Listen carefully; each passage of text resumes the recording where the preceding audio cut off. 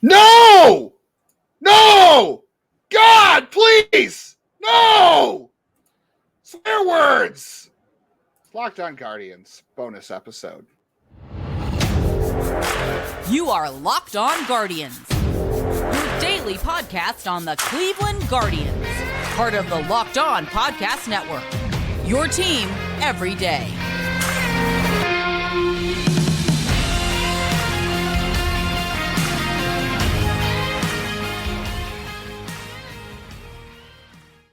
Hi, everyone. Welcome to the show.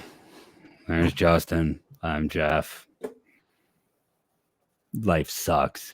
No, it could be worse. I want to thank you for making Locked On Guardians your first and maybe second listen, since we're doubling up today with our crossover plus this. And I also want to say we definitely have your team covered every day because we're double dipping today. So make sure you check out both episodes.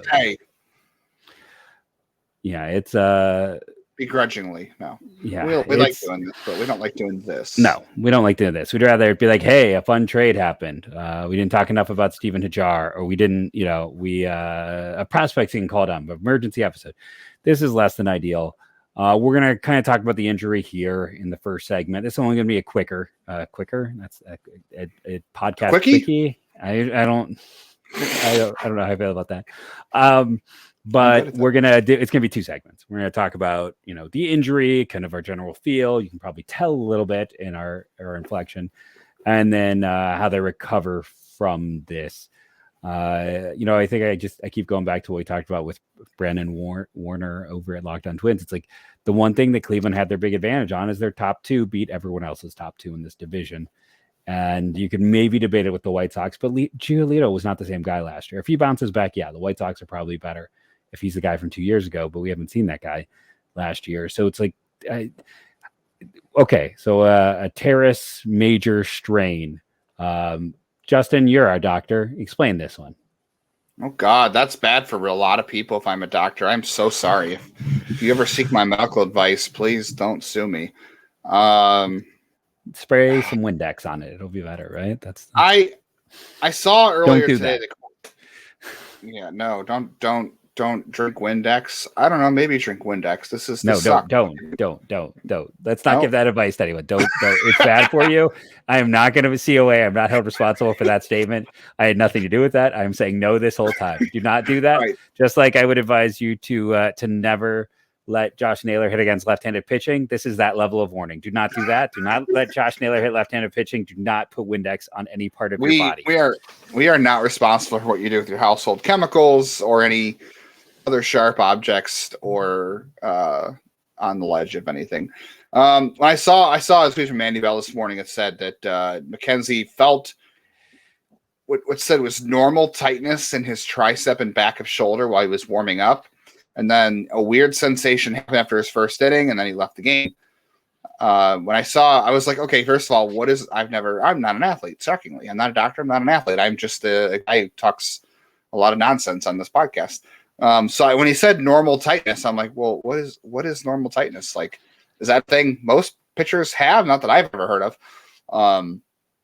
But instantly my mind did go to Teres major, and I said, that's what I said. I was like, it's probably a Teres major if he's got upper back issues, and he's had a back issue in the past in the minors. That's what caused him to start that year late, I believe, was a back injury. And then it was also the back injury that caused that 1 year to end it. Like, the back has been where he has his issue. Like, I would almost rather be an arm issue. Back, I think. Yeah, but still, it's been back for both. Yeah, I mean, I saw that tweet, and I was like, that's where my mind first went. And then, tonight they confirmed strain of the right teres major muscle, shut down for 2 weeks. He'll be sidelined for up to 8 weeks overall. So he's got to be shut down for 2 weeks. He's got to build back up, and he's got to get back into game shape. Hopefully it's just 8 weeks. That would put him back on track to come back in June, or maybe late May. Do you consider putting him on the 60-day disabled list? 8 weeks would be 56 days. Yeah, because I would probably be conservative with him. I don't know. I think they'd have to decide real quickly. they'd have to decide things real quick. But yeah, I'm not surprised by the injury just from what we heard initially from that update this morning from Andy Bell and the team. It's so weird. Like, this team has had a lot of Teres major issues. Like, you go back to like Mike Clevenger, I think Emmanuel Clase in 2020 before the pandemic shut the season down, he got suspended. He was going to miss the first part of the year with a Teres major issue. Yeah. Who else had it? It was Mike Clevenger. It was Emmanuel Clase. Big velocity. Cody Morris. Cody Morris had a Teres major issue at one point. It just seems like this organization's had. It's almost like when you throw really hard, it affects all the muscles in your body. It does, but like maybe we need to pay better attention to other teams. But like, do you recall other teams seeing Teres major issues? It just makes you wonder when they get these guys and they stretch them out and they work with them on various things. If adding that velocity is sometimes this is something that affects them. I don't know. I'm just shooting from the hip with that idea. But yeah, it does feel like we often hear about forearm tightness, and this started out as forearm tightness, and now it's a back injury. Well, no, they never said forearm. It was just arm tightness. No one said. Well, didn't Tito say like? He said tricep. Tricep. Okay. He said tricep, and tricep would be back of your arm, upper back. Yeah, that could be where it goes to. I don't know. Maybe I'm just correlation here doesn't equal causation, but. It just feels like or confirmation bias, I should say, one of those buzzwords. It just feels like we've seen a lot of Teres major issues in the last like 3 or 4 years, and I don't know what it is. They have to figure that out. But I mean, on the grand scheme of things, it isn't the worst thing that could happen. But the problem is, early season, you've got the Mariners who are pretty good. You've got the Yankees who are the Yankees, and then that's really it for April. Everybody else stinks that they're facing in April, which is good. And you got the Yankees again in May. You got the Twins. Then you got the Tigers who stink.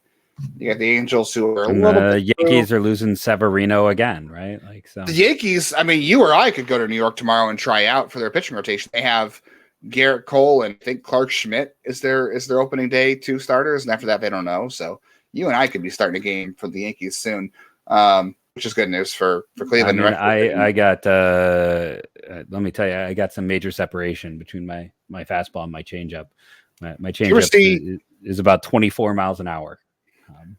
I know this is going to be a controversial question because a lot of people will say no, or they'll say it's a terrible movie, and they're going to say I wouldn't watch that crap. Did you ever see Major League 3? Is that the back? No, I never watched Back to the Minors because it wasn't about the Indians. I'll just explain it. It was the Twins. I'll just explain it. They had like a Scott Bakula, right? Yeah, Scott Bakula was the manager. There was this guy on the Salt Lake Bees who was like, I don't know, in his mid-30s. They called him Doc. He wore glasses and he was like a pitching mind guru. And they brought him into the game and they were like, do you want me to go with the off-speed stuff? And they're like, do you have anything else? And he's like, no. The guy only threw like 80, 85 miles an hour max. Like it was all off speed. And they brought him to the one game and they in the kitchen and the manager was like, or he asked the manager, do you want me to go with the off speed stuff? And Scott Bakula was like, do you have anything else? And he said, no. That would be me. They bring me in. It's all off speed. They got one speed and it's slow. Running, pitching, all the speeds are slow. I don't know. They don't. I mean, you have the Mariners and the Yankees, but the Yankees rotation is all hurt. You've got the Twins. You got the Twins early on. You got the White Sox in May as well for 6 games, and you got the Mets. Yikes! The Cardinals. Yikes! The Orioles. They could be tough. It's a kind of a mixed schedule. You have a lot of cream puffs, and you got a lot of couple of tough matchups. I don't know. It's going to be interesting to see what they do. How concerned are you about this injury in general? Like, do you think this could lead to a bigger issue? Do you think this could be something that needs surgery? Could it affect his whole body to it? Like I talked about on yesterday's show, like I kind of took away my concerns about injury because he had pretty much been healthy outside of those minor league years where there were those injuries. Like he had been fine since then. I'm not changing that tune, but like I am mildly concerned right now for this year. For this year, yeah, I mean, because I know it's one of those things that you're afraid is going to linger, right? But yes, I think the good news is because Cleveland has dealt with it so much. Unfortunately, I think they know how to handle it, I guess, as far as recovery. And the other thing I would say too is we've seen guys come back and pitch just fine. Like, I know Mike Clevenger hasn't exactly been great since he came back when they traded him, but he has come back and he has pitched, and he has a lot of wear and tear on that body too. Like, I mean, yeah, that's what I mean. Like, it's not that it wasn't just that injury for him. No, he's had other issues. Had the knee issue, had Tommy John twice. So like, Class A had it. I know people kind of forget about that because he wasn't gonna. He didn't pitch in 2020 because he got busted for steroids, PEDs, right? To help trying to recover from that injury quicker. Yeah, he was gonna miss part of the season anyway. If they had a full season, he was suspended for the shortened season. But so he's been just fine since he came back. So like, I do have some confidence that this team unfortunately has seen this before and knows how to handle it, and B, we have examples of guys who have come back and been just fine. So I would say I'm about. Yeah, he's not happy. I would say give me a 6 out of 10. Like, I'm not over the edge concerned, but I'm also it's not a long-term concern, but it is a short-term concern. Yeah, I would have put it at a 6 as well, and now I feel like I have to say a 7 just to be different, but because it's not quite a 5, but like contrarian. Yeah, it just I got to be a little bit different. My old co-host is at an 8, if you couldn't tell there. But he overreacts to everything. So speaking of overreacting, I think cats have 9 lives. Yeah, I mean he's just an old man, anyways. He doesn't know. He wants me to talk about pitcher wins right now, and I told him no, we're not getting into that. But we will come back and talk about what are the options for this team in a moment. But first, let's take a moment and talk about one of our fantastic sponsors. Maybe my favorite sponsor right now, and that is our good friends over at Ultimate GM, which, listen, I'm on spring break. My son had like a 30-minute nap today when I was home. Not ideal, but what did I do in those 30 minutes? I played like 2 seasons of Ultimate Pro Baseball GM. I'm getting close to finishing off another season. Like I said, I'm going to win all of the money. I saw one of our commenters said we got him hooked. Shout out to Brian. I need to sit down and either make an FAQ video for people. Let me know in the comments below if you want that, or I need to just make a Locked On Guardians league. So we'll see who else wants to. My one thing with that is I have to see if I can be in 2 leagues at once, because I also still want to make multiple seasons to win all the prize money. But go check out Ultimate Pro Baseball GM. I am still loving it. I'm having fun with it. It's so easy to get caught in the turn and burn, though. It is something you can play for 5 minutes, but it's often that thing you're like, I'll play for 5 minutes. You look up, it's an hour and a half later. And right now, remember that is Ultimate Baseball GM. Our listeners, when they use the promo code Locked On in the shop, get 100% free bonus. So go check that out today. Ultimate Pro Baseball GM. So they're gonna sign Trevor Bauer to. I'm kidding. I know that was. He has always wanted to play from Japan. You can't get him back. Okay, he wants. So they're gonna go. They're gonna sign. I don't even know who's like the top starter left available out there anymore. But listen, I know that the default is Connor Pilkington for most of our views on this. My one take is in this. Well, I have multiple takes. What am I saying? But my view on this is if he's going to be gone for a while. Juggling, it seems like we know what Pilkington is, and he's fine as a 6-starter depth arm. It might be the perfect time to see what you have in Curry. It might be the perfect time to maybe you want Logan Allen to get his feet wet after the bad experience last year in AAA, but I also wouldn't be opposed to seeing Logan Allen. I know everyone jumps to Bybee and Williams, but again, you got Logan Allen sitting there, who's also a top 100 prospect most places, who has to be added to the 40-man at the end of the year, who being a lefty gives you a different look. I think there's choices here. I don't think it's just. I think it's going to be Pilkington to start, but I think this might be an opportunity to see what a young player can step up and do. And again, I think if Logan Allen pitches well in that first month, if it takes 8 weeks, I wouldn't be opposed to half a season of starts, because you have to add Logan Allen to your 40-man at the end of the year. You don't have to add Williams or Bybee, and it's the same thing. Like if Cantillo can come out and be healthy and pitch well, the biggest stink on this to me is yes, losing McKenzie, but it's since Cantillo was hurt last year, he isn't ready to go. Because Morris can't stay healthy, he isn't ready to go. Because Espino can't stay healthy, he isn't ready to go. They're weirdly in a situation where they're down kind of like 4 options at starting pitching because of health. So I think I personally, even as someone who's a big Connor Pilkington fan, would say I'd rather see like Curry or Gaddis or someone.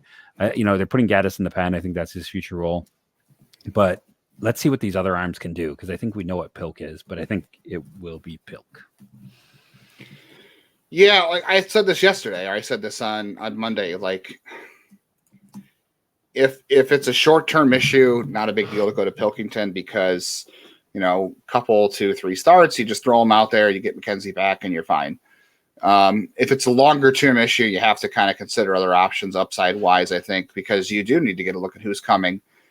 I guess it really depends on how long he's going to miss. They're talking about 8 weeks here, so 8 weeks, that's what? That's 56 days. Well, I'm just trying to think starts wise. What is that? It's 1, 2, it'd be 3, about 4, 9 to 10, maybe 5, 8. 6, 7. I would 8, guess 8. 8. I would say 8 or 9 starts. Yeah, so that's pretty significant. I don't know where Gaddis is at pitch wise. I know he threw 55 pitches, I think, his last outing in spring training. You could move him to that role, but I hate to do that to him because you told him, hey, you're going to be in the bullpen to start the year, and all of a sudden you're like, guess what? You're not. And that's not a guy who's had a lot of success at the major league level. If Gaddis, if it was Eli Morgan, I'd feel a little bit better about it because Eli Morgan has started in the major leagues before a little more and has had some success. I really don't want to shake the tree too much on Gaddis because I think you want to help him. I don't think that's a productive way to get Gaddis's feet wet in the big leagues. Those 2 starts he had last year were already a disaster as it was. And now he's pitching out. He could be pitching out of the bullpen for the first time in his career. I think that's a little bit too jarring. You want to be careful about how you start the season for him. You don't want to rattle. I mean, I'm not saying Gaddis couldn't handle it or he's soft or anything. Not like that. I'm just saying the one thing Francona and this organization always say, and this is why I think it's a good idea. They always try to get these guys in the best position they can to be successful and help the team win and not shake their confidence and not put them in a bad spot.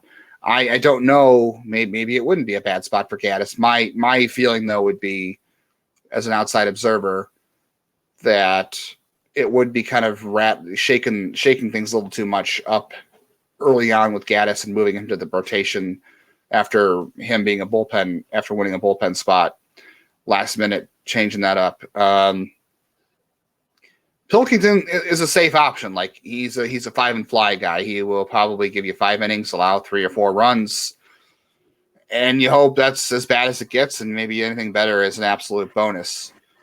And that's fine for a month. I think maybe to me it makes sense to do that for the first month because Curry doesn't have a lot of experience at AAA. His starts at the major league level last year weren't great either. Yeah, Pilkington at least has had some good major league success, and he's got the most track record so far.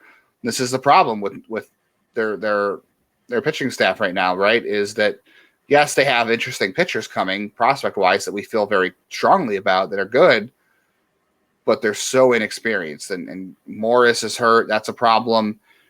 They are not going to throw Cantillo into the fire early on. They're going to be careful with him with his injury history.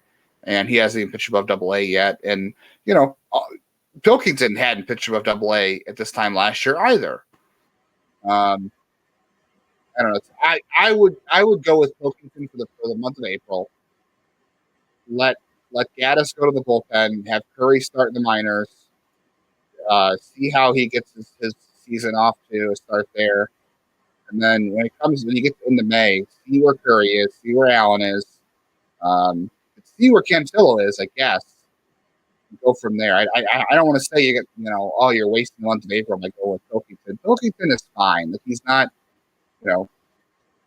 is he better than Plesac? I don't know that he's better than Plesac. He's probably on par in terms of 5-6 starters. Like he's better than Adam Plutko, right? Like no disrespect to Adam Plutko, but I'd probably take Pilkington over Plutko, I think. Could I throw out a hidden blessing in this?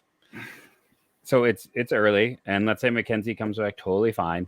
Maybe this audition, maybe Cantillo gets an opportunity for a month. Maybe it's Logan Allen. Maybe it's Curry. I agree with you. I don't like the idea of jerking around Gaddis. Maybe it's Pilkington himself. Maybe he is awesome. Maybe one of these guys, like if Savale gets hurt again, which feels inevitable, if Plesac continues his downward spiral, like this might make it so then when it's time for McKenzie to come back, like if Plesac isn't working or if Savale is hurt, then you've figured out your depth in the early part of the year. Whereas you pointed out, this is not exactly the murderer's row early on. So, I mean, there's some tough teams, but there's also some beat up teams. So maybe there's a hidden blessing. Maybe I'm just always trying to look on the bright side of life. To do. There for people listening. I don't think you're wrong. Like, it would be nice to see some of these other guys. Like, the guys you want to see, though, to me, are Cantillo and Allen and eventually Bybee. And I mean, it'd be great to see Williams and Espino too, but we know Espino's hurt, and Williams, they're not going to add both Williams and Bybee this year because of a 40-man situation. But it'd be great to me. Like, I mean, okay, get Cantillo and Allen and Curry all, I just think that if you want to get the best out of them, I don't think it's April, especially Cantillo.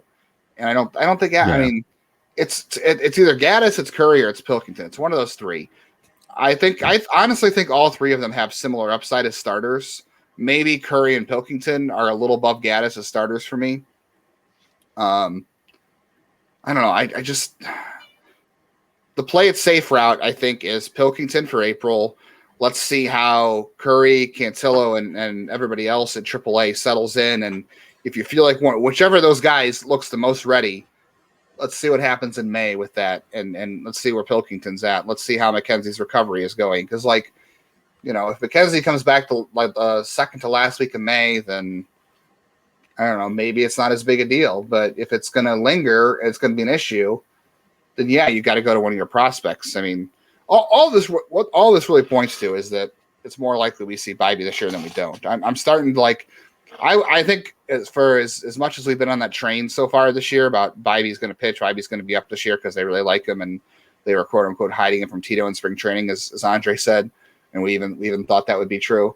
Now that this has happened, and like you said, the inevitable injury to Savali, and who knows what happened to Plesac, I'm really starting to shift that meter over on Bybee. I might have been 50-50 before. I think I'm more like 60-40 before that he makes his major league debut this year based on this. But no, I would love to hear personally if they have had what could be a real red flag with this, and it might seem crazy early to do it, but they seem to really believe in him.